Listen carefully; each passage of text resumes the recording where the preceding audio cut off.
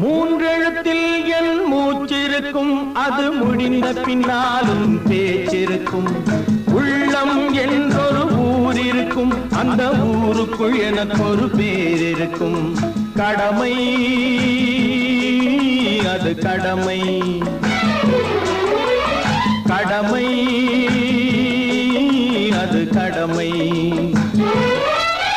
அந்த மூன்றெழுத்தில் என் மூச்சிருக்கும், அது முடிந்த பின்னாலும் பேச்சிருக்கும். உள்ளம் என்றொரு ஊர் இருக்கும், அந்த ஊருக்குள் எனக்கு ஒரு பேர் இருக்கும்.